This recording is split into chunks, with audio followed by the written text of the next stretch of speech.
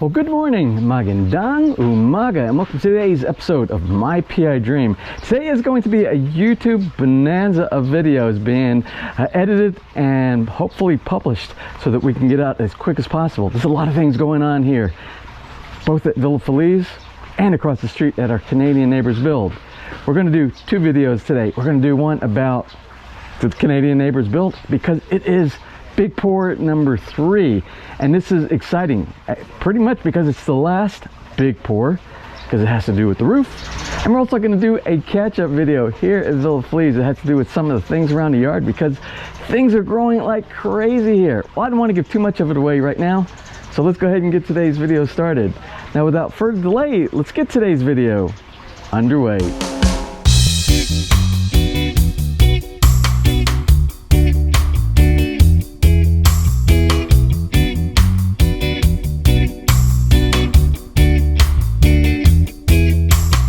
You want to join me greeting everybody today? Hop on, say hi to everybody out there in YouTube world. He's just being lazy here in the backyard. But we're not going to be lazy today. We're going to be really busy, as I stated in the opening today. We're going to be covering that big pour across the street that has to do with the final big pour of the slab, the big slab, and some of the formwork that's on the ceiling, which is going to be the floor for the roof. So that's going to be very exciting. Wait till you see the amount of steel and all the effort that went into the preparation for that pour. That's video number 2 for today. But today's video here that you're watching has to do with some updates. We're going to take a walk around the yard. We're going to look at some of the things that are growing around here in the yard, and we're going to do something we haven't done in a long time, which is similar to a Bahay Kubo time.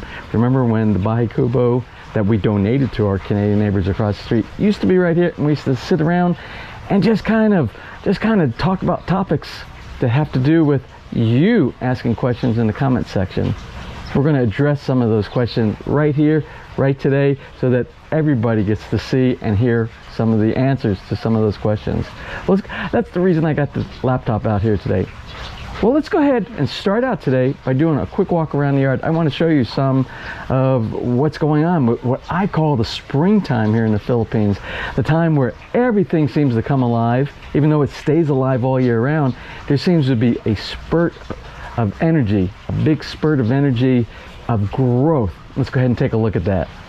Let's go ahead and start right here in the pavilion at our banana, what I call my little banana plantation right here. It's not a plantation, but it's about the only room that we have left in the yard because everything has trees and other things growing here. This is the only area that I've allocated for our bananas. And we have our Lakatan, Lantundan, and our Cavendish over here. Of course, you know, even behind the house, we have banana plants that our neighbors most graciously allowed us to use their property to propagate some bananas back there. And they'll reap the benefits of it one day when they actually move here. Anyway, you can see these are almost ready. I can see, as a matter of fact, I'm going to talk with our gardener today. We might be cutting down this bunch today because I see one that's starting to get a little bit of yellow, just a tiny bit of yellow. And when they do, it means it's time to pull them down and let them start to naturally ripen on the table. I want you to look at this. This is our mangosteen. Look how healthy this mangosteen. And you can tell where the new growth is because you can see down here there's some bark. All just this year alone, we got this new growth right here. Now we have 2 mangosteens in our backyard, and we gave one of our mangosteens to our neighbor on the other side because that's what neighbors do. They share when they have extra, or if they grow any different things inside the yard and they propagate. We do that. We share with our neighbors. Let's go ahead and take a look down here real quick. Of course, our calamansi tree. You know, our calamansi is just doing great. Look at the size of this tree. I'm going to try to get out of the sun so much, but you can see, look at the calamansi on here, and Ness uses these to make me calamansi juice. We take 14 of these, we put those in a pitcher, add about 3/4 cup of sugar, and it makes some of the best natural, when I say natural, of course we add the sugar, but a very nice natural citrus type of a drink. Now this right here is a ficus tree, or what they call here balete. Now it doesn't produce anything but leaves dropping to the ground every now and then.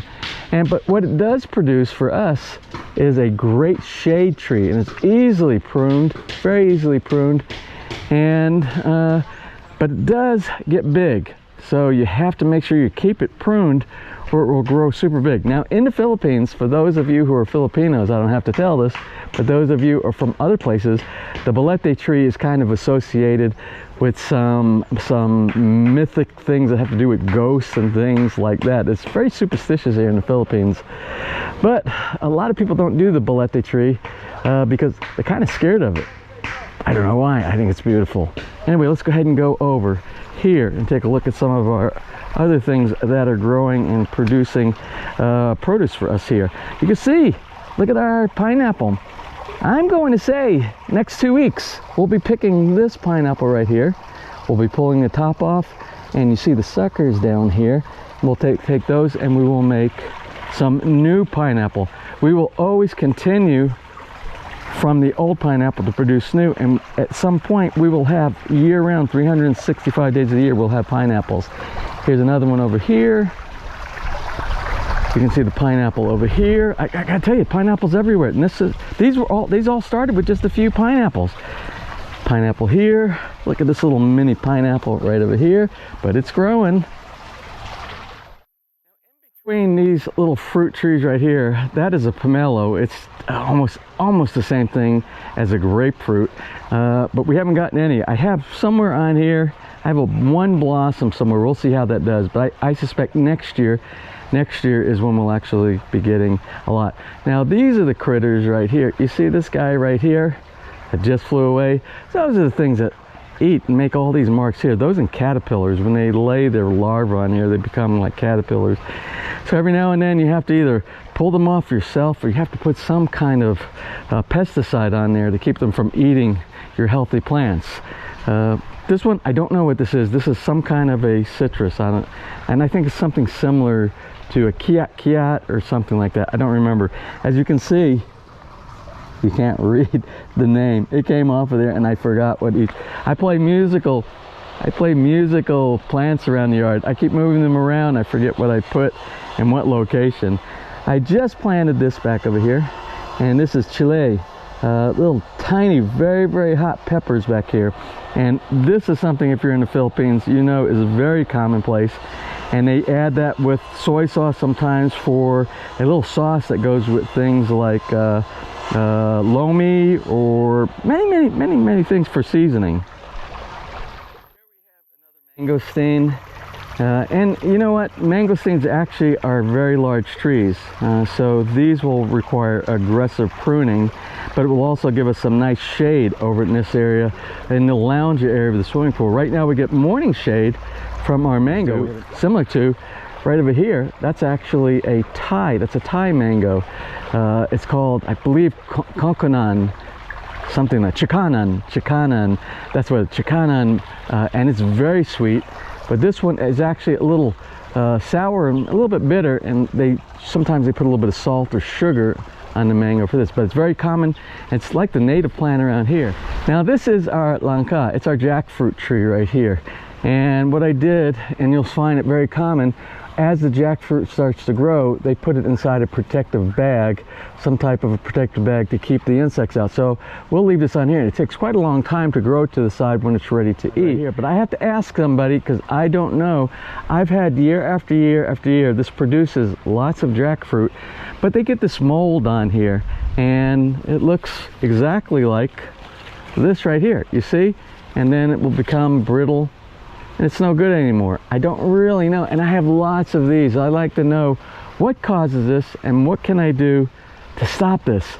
So I know we have lots and lots of Filipinos in our audience all over the Philippines. We have a very big following and viewership here on My PI Dream. You can see here's another one. It's kind of a dusty, moldy kind of a thing that's on here. What's causing this? Help me out with this, please. Big bird's nest over there. And on these ends right here where the cashews will actually start growing. It's early right now, so we'll keep an eye on the cashew. Oh, our papaya. I think this is our red lady papaya, if I remember correctly. These are the ones that don't, whatever the variety, they don't grow very tall. You see how tall this one is right now? That's about the maximum that they grow right there. Maybe just a little bit more. All right, if you want some reality YouTube stuff here, the reality is what you're seeing me right now or hearing me and visualizing me is the GoPro Hero 8 is what I'm using. It crashed on me just a little while and I'm having lots of problems. I thought it was associated with my external mic, which is probably why the sound is different because I'm on the boom mic right now. But I got the 7, it's crashing on me right now. I got the 7 inside charging up. I have to wait for that, and we'll go to that one in just a minute. I don't know if it's recording right now because my whole screen is like vertical unstable hold, and I got a yellow look. Okay, so we'll, I assume it's still recording. Okay, the battery is charged for the GoPro 7, so we're just going to continue on going through parts of what's been going on inside the backyard back here, and we'll deal with the troubleshooting issues later, but we need to move on. I've been doing some stuff. The truck is already over there for the our Canadian neighbors build. We're waiting on the ready mix. The pump truck is over there, but not the ready mix. And we'll be like I said, working on 2 videos today. Okay, now this tree right here, this tree is some type of a citrus tree, and we have one blossom also somewhere else on here. I can't remember where, but somewhere in here there's a blossom. I don't know what this is. Again, maybe it's a kiat, maybe it's a mandarin. I don't know. We got to wait for the first fruit to actually come on this one because, again, can't see the placards on the bottom. Our old dragon fruit, remember the dragon fruit where we had the poles like this, the bamboo poles over here? And it gave us lots and lots of dragon fruit last year. Well, I don't see any blossoms yet on this one. This is the only one that survived the typhoon, the 3 typhoons back to back last year. But we still have dragon fruit growing from the ground, so it's healthy over there, and over here. And once we put up some kind of support, what we'll do is we'll go ahead and train the dragon fruit up. I just don't want to lose it because these are very high producing dragon fruit. You can see the raised bed garden is empty, except for just a couple of items in here. I just did this. This is my annual cleaning everything out, replanting new stuff. I did a bunch of compost inside here that I've been saving over the past year. It's all mixed in with here. I have one more zone that's available on our irrigation system, and what I want to do before I actually start anything here, I want to provide some type either drip irrigation from our controller over there or a sprinkler, type of sprinkler, because you see it gets very dry here. So I want to be able to make sure that this all stays watered. And the best thing for a garden when you have vegetables is not to put the water directly on the leaves and the vegetables themselves, but on the ground. It's also saving of water as well, and it's more efficient, and you get less diseases. Over in that corner, all of that, those leafy things, remember the black pepper plants? Well, they're still very healthy, but I have to train them up. I got to get some poles to train them up, as well as my vanilla bean here, a little bit of the fencing that we had, the plastic fencing inside, they're still holding on to that, and our grapevines. I think our grapevines are still good, and we'll train those. I have to have some kind of wall for training, some type of trellis or something like that over on this side right here. I'm not sure if you remember, but that's our weather station. In the description block of my PI Dream, it has a link, and you can see what our wind direction is, our wind speed, the measurement of how much precipitation we have, a barometer. It has all that. And this is a new pole. I put this in because before it was just sitting on a piece of bamboo like this, but it also fell. This is the same kind of poles they're using across the street to be able to put all their scaffolding, all the formwork when they're doing the cast in place. They're using this. I just took this, I sanded it, I did a primer, and I put one of the types of paint that's normally used for outdoors. I think they call it rain and shine is what I used out here. Jurassic lemons, still doing the Jurassic lemon thing. Our apple guava over here. Normally we get a lot of apple guavas, the blossoms, and they start growing some midsummer all the way through the end of the year till around December. And I really pruned this down really heavy. I don't want it to be high, and I don't want it to go over inside the pool so much. So right now we're just in it's getting all kind of new growth. You can see this is all new. You see the little shoots off of everything that I pruned, all new growth inside here. So I'm hoping we get some healthy apple guava this yesterday year. Something I did over here by the pool, all the mows in the cradle were actually, you can see the dark spot right on the edge. They were coming over the coping inside here, the pebble rock coping, and I didn't want them to touch the coping. So I cut back on all that, but when you cut back, let me show you what I'm trying to get to. I'm trying to get it like this on this side right here. The different types of plant, the smaller profile plants that have the yellow and the light green as a border to go to the next layer to the Moses in the cradle over here. So what I did, all the cutoff pieces, I went ahead and brought over here, because you see all the Moses in the cradle everywhere in this entire yard only came from a few plants. And this is what I did yesterday. You see yesterday over here by the pineapple plant here, all this is new. This is the area that I'm rebuilding right here next to the patio area for the bar in the pavilion. And this is what I did back here. You can see all new Moses in the cradle back here. And this will fill this area up nicely. Maybe keep the dogs out from laying inside here and getting really dirty. So I don't want them bringing dirt inside the house. And we'll continue to propagate this whole area with some nice plants. In about 6 months, this will be a very beautiful garden. This is our avocado tree, and it's going through the stage at the beginning of the season where it's shedding a lot of the old leaves, and it's getting all the new leaves here. So all these old ones, all these leaves, they're going to fall, and that's part of nature, getting rid of the old disease stuff and creating the new leaves on here that will be very beautiful. We have yet to get fruit yet on the avocado, and I really like the shape. A nice clean trunk here, and then a very narrow avocado tree right here that allows a lot of light to go inside there. So I'm hoping in either maybe this year, maybe we'll get some blossoms, or at least by next year we start getting some production of avocados on this tree right here. All right, now that we got the walk around of the garden and the backyard all out of the way, let's go ahead and talk about some serious stuff. And the serious stuff that I want to talk about actually has to do with some of the comments on my PI Dream, some of the emails that I receive, some common questions that I hear all the time, and I'd like to bring it up in our Bahikubo time right now in the pavilion. But before we get started with that, I think there is one serious point that we can't leave out in today's episode, and that has to do with the very serious situation over in Ukraine. I think we need to address this. I think the people need to show solidarity. I think we all need to show solidarity against the atrocious acts that are being happening against the Ukrainian people. I think almost everybody, especially if you are a regular viewer of my PI Dream and you're compassionate and you're kind, you also share the same feeling that this is an injustice that's being done right now.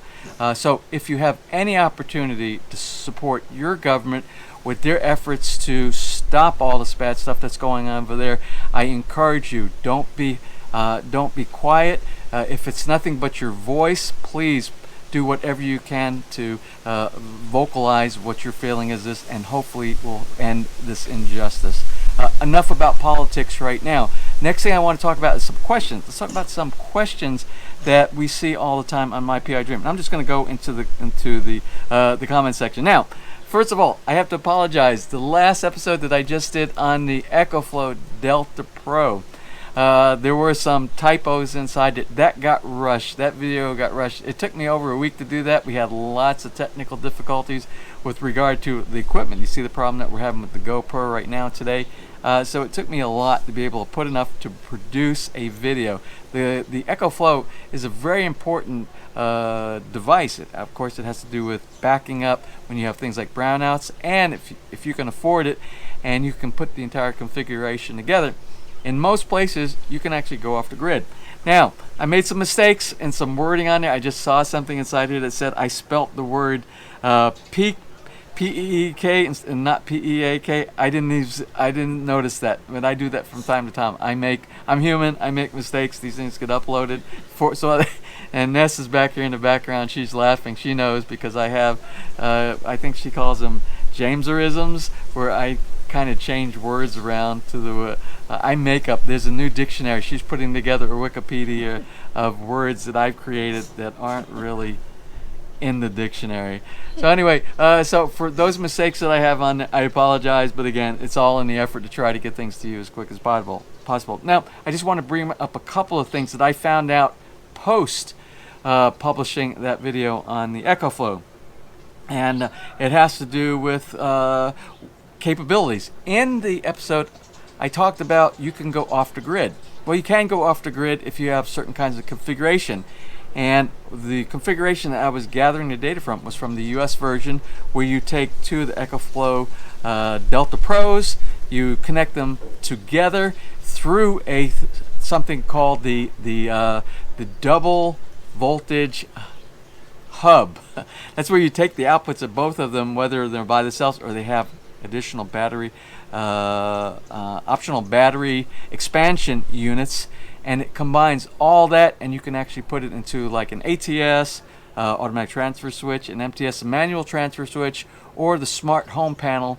That is a transfer switch that's produced, manufactured by EcoFlow to be able to connect inside your home grid system, in your circuit breaker system inside there. In the event that you have an outage, you can either automatically or you can manually switch over to take over and provide electricity for everything inside your house.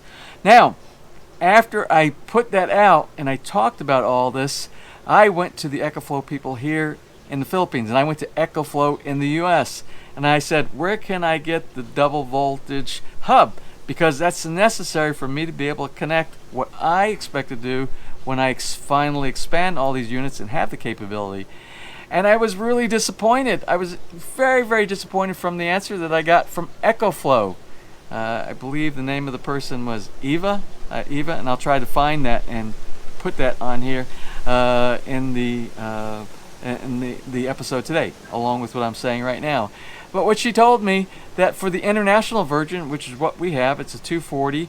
It has 4 outlets on there that she said were rated at, I think she said 16 amps each, whereas the US version has one 30 amp, 2240 volt connection beside the 4 US connections inside there, so that you could take the output of that 30 amp, 240 volts, put it all inside on 2 different units into that hub, put it into your grid inside your house, your circuit breaker assembly via MTS, ATS, or the smart home panel. But she said it's not available. It's not available for the international version. Come on, EcoFlow. What's going on here? We probably need it more than anybody else with the amount of brownouts we have here. So we're gonna follow up on that episode and come back with that. And one of the comments we get quite often has to do with the music that we were playing early on. As you know, Ness and I, or maybe you don't know, Ness and I used to be part of some touring bands. When we were in South Korea, we toured all over, and we had contracts with the USO and the MWR, the Moral Welfare and Recreation, for all the military installations over there. As well as when we moved back to Charleston, South Carolina, we hit a lot of the small clubs, the clubs and pubs all over Charleston. As you know, it is a tourist town. But what we've done here, we brought a lot of our gear here, or picked up some equipment from here in the Philippines, the guitars and amplifiers, and we've been kind of playing a little bit in the background. Now that you have the brief history of us, oh, and our band used to be called Bad Moon Band, so if you go and Google Bad Moon Band, maybe you'll find some hidden things that we've kind of pushed up underneath the rock in our past. So anyway, we are planning to do something every now and then, like we've done in some earlier videos. You can join us with some of our little jam sessions around here in the basement in our little makeshift studio, and when we have some guests over here. So yes, and particularly it said request music jamming UNS before the end of the video. Maybe we'll incorporate that as part of some of our upcoming videos. Something else we get a lot of questions about, and it has to do with one of our popular videos that was uploaded. It has to do with the cost of living inside the Philippines. Cost of living in the Philippines, our monthly expenses. We did that about a year ago. We're going to have to do an update on that, because what we said in that video might not be applicable to today. We might have to adjust, especially when it comes to utility bills. As you know, ever since we put the swimming pool in and we built the pavilion out here, I've stated in the past, our bills have gone up. And I will probably say maybe about 20 or 30% of our increase on those budget items. We'll also try to sit down and do another cost of living. It has to do with the cost of buying groceries here. Medical costs. I definitely want to talk about medical. What I will say, people ask the questions all the time, what do you do for medical and for dental over in the Philippines? Well, for medical, we have PhilHealth. You are eligible as a retiree over here, and if you become a permanent resident, you're eligible just as the Filipinos over here that live here to apply and receive PhilHealth. And it's actually better than I thought it was. For us, for Ness and I, the price of PhilHealth is 15,000 pesos per year for both of us. That's our family coverage for the two of us. We get a slight discount compared to most everybody else that comes over here on a retiree visa on a traditional, like a 13A or 13G. Your annual cost in the same category as Ness and I would probably be, I believe it's 17,000, where we have the SRRV, the special retiree resident visa, and we get like a 2,000 peso discount. But it works well for us. You cannot use Medicare over here. You cannot use a lot of health insurances that you have from the US perspective. I don't know about other countries like Germany or England or Canada, but I'm going to imagine that most of those insurances that you have over there, you're not going to be able to use over here. So what I recommend to people who are over here in the Philippines, if you plan on being here permanently, if this is where you're going to be, and you're not going to do a lot of back and forth across the pond, that if you have other insurances, you have to consider whether you need that insurance coverage, whether you need to continue paying an additional amount for that if you can't take advantage of those insurances. It all has to do with your current health condition, your assessment of your health, as well as your availability to those health resources. While we're still on the topic of medical, let's talk a little bit about dental, because I'm in a situation right now. I have a broken tooth. I have a broken, it's my second molar, and I have to get it worked on. I've had it worked on a couple of times here locally, but the repair work that was done on it is it's only temporary, and I need to get some permanent repair action for this. You're going to be challenged in the Philippines, especially if you live in a rural section. Although they do have medical insurance here inside the Philippines and dental insurance here inside the Philippines, from what I've seen, the costs are quite high, and I'm not really sure what it covers. But we have dental insurance back in the U.S. The initial intent for us was to go back to the U.S. once a year and take care of all these things that we needed to have done, whether it be medical, whether it be dental. Unfortunately, we haven't been able to go back in the last 2 years with the pandemic. Now, that being said, there are procedures that can be done inside the Philippines that are comparable to the West. But you have to travel. You have to travel like inside Manila. Like for something like on a tooth, it needs a crown. For this one, it either needs a crown, what they call a porcelain jacket over here in the Philippines, or it needs an implant. They could do an implant, and implants are normally very expensive. Now, locally around here, I don't think you can get that done. I don't think they have a lot of the facilities set up in the province area, which is where we are here. It's a little bit out in the sticks, to be able to do the simplest things like x-rays. A lot of them cannot do x-rays. A lot of them are real weak on doing anesthetics when you need to get something done. A lot of times they do grinding around here. As scary as that sounds, they do a lot of grinding without any anesthetics. But that's not the case if you go like into a big populated area like Metro Manila. In Metro Manila, what I found is they even have some of the tools available that I've seen for the last 10 or 20 years in the US, where they can actually make a crown inside their office, where they have like a lathe tool inside there, and while you're sitting there, they can do a 3D CAD with a computer and map out your tooth, build up the stuff on there on the computer, the magic they do, send it to a lathe machine, and whatever the material is, they have multiple materials, they can do it inside the office. But unfortunately, my experience so far, the office that will do that same office that has all this great technology, they don't have an x-ray machine inside there, and they will ask you to go some other place to get an x-ray, and they've been trying to find someplace here in Lipa to do that, and I need attention, more on that. But anyway, you see there are challenges over here that you probably don't have if you are in a country maybe like Canada, Europe, someplace all over Europe, in the United States. You can go right in the office, and in a couple hours everything can be done, whether it's extraction, crowns, root canals. They can do all that stuff in a matter of hours in one day, and you come out of the office with a crown or whatever needs to be repaired. Challenges there. That's sometimes those are the things to expect. Let's look at. Let's go to the email. I want to look at some email questions inside regarding what people ask from time to time. Now, we get a lot of inquiries on our channel as well as on emails about people who are either Filipinos that moved abroad and then they want to move back to the Philippines, or mainly when it comes to couples, it'll be a foreign husband married to a Filipina, and they want to move and they want to retire here inside the Philippines, and they want to know what is the process while they're out of country, and they want to be able to purchase a piece of property inside the Philippines.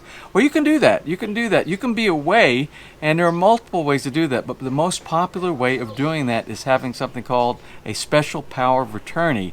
That's where you give limited powers to somebody, usually a family, a trusted family member inside the Philippines, and what you do, you give them the authority to act as your representative or your proxy to be able to complete documentation. Now, things have changed over the years since we did that, because that's exactly what we did when we bought this property in 2010. We assigned our sister-in-law as our proxy, and it was a very easy process. Well, the process really hasn't changed that much, and it has to do with you being overseas in a certain location, having the proper documents that need to be notarized at your point, and then it's sent for what used to be called notarization at the Philippine Embassy consulate. When it goes there, they would at that point basically say, yes, you were the one, we notarized it, this was done here, and you could send that stuff back over to the Philippines, and the special power of attorney was granted to the person who's going to represent you. It's about the same process now, but the notarization process that they did way back in the day, it's not called notarization anymore. There's something called the apostle. The apostle, you have to get something apostolized through the same process. You will go, and there will be a seal that's stamped on your document that says, yes, this is an actual, your notarized copy that you get locally for special power of attorney, and you can work with a lawyer, or you can go online and you can fill out the information yourself. There are a lot of templates out there that you can send to the Philippine consulate at the Philippine Embassy in your location. And it's usually quite quick. If you send it out in something like FedEx or UPS or LBC, it will get there, I mean, usually within about a week, along with whatever the fee is that they charge for the service. It will come back, it will be stamped, and you can send that back to the Philippines so that your proxy, your person who is your special power of attorney, can go ahead and conduct business in your name. That's the process. Now we're going to close out today's question and answer session with probably a question that is the most popular and that I hear almost daily. I get dozens of email every single day, and I try to do my best to answer every single one of them, as well as when we get comments on the comment section on my PWS. I try to do the same. If it's a question, if it's a comment you make, I try to give the thumbs up and the heart symbol inside there. But when it's a specific question, I try my best to answer all questions here on our channel. Now, the question that gets asked the most has to do with how much does it cost to build a house in the Philippines? Well, there is no magic answer, but there is a kind of a formula that we can use here to kind of get you in the right direction. Now, times they are a-changing, quoted Bob Dylan. But the things here when it comes to costs have to do on materials, mainly on materials. We have a couple of episodes that are in the very early section of my PI Dream when we were building Villa Feliz here, and it has to do how to calculate how much it costs to build a house in the Philippines. And basically it's a very simple calculation, and it has to do with cost of materials. How well do you want to build your house? Now, here to calculate something like that has to do with the quality of the materials that you're using to build your house. You can have a low quality build, you can have a standard quality build, and you can have a high quality build. Now, back when I did the earlier episodes on how much does it cost, that was 2017. Back in 2017, you literally could build a house in the Philippines for about 18,000 pesos per square meter. Maybe even a little less for not quite such a high quality build. A standard build back then maybe cost you maybe 22,000, maybe about that price. And you could probably back then get a very high quality build for maybe between 24 and 28,000 pesos. Those per square meter. Those days are gone, long gone. And that has mainly to do with the price of building materials here inside the Philippines. Now, although in the past 5 years that I've been here, the quantity and the quality and the access to new technology has really skyrocketed. What also has shot up is the cost of building materials. Now, in comparison, what you would have paid in the year 2017 to build a house through those three pricing areas that we just spoke of, probably between 18 and maybe 24,000 pesos per square meter. You're probably going to move that on up. 24,000 will get you a lower quality. You would have to select very low quality materials for your house. And then on the high end, you could go up as high as maybe 35, 40, even if you were building maybe in an area like Manila, maybe 45,000 pesos per square meter. Now, when we talk about that, some of the costs of what it's cost to build you, we're talking doubled. So what you might have paid back in 2017, maybe that cost you 10 million pesos to build a house, might cost you 20 million pesos today. Again, they will vary depending on your contractor. Again, it will depend on your materials that you're selecting and the quality of those materials that you're selecting. So anyway, we can talk more about that at some other point, but that's it for today. Well, let me go ahead and wrap this up. And we're continue to do this from time to time where we sit back here and we have our Bahay Kubo time. If you have questions, maybe we'll even do a live stream back here when we can get your live questions inside. Maybe we'll even invite some participants inside that live stream as well, from people that also live in the Philippines, and they can share their experience as well. Well, that's it for today. Thank you very much for supporting the channel. We're right about 50,000 subscribers. We're gonna have a big celebration once we go over the hump on that, but we're so very close, and that's because of you, the folks who are following and supporting the channel. Well, anyway, that's it for today. I got to get over to the Canadian Neighbors build. I got to continue and finish that vlog on the big pour for today. Now, as always, if you enjoyed today's episode, please give me a thumbs up. Please share, and if you have not subscribed, just click on that little MyPI Dream heart. And the bottom right hand side of your screen, you'll be subscribed, and if you ring that bell, you'll be notified each time I upload a new video. So until such time, right here in the beautiful Philippines, you have a wonderful and blessed day.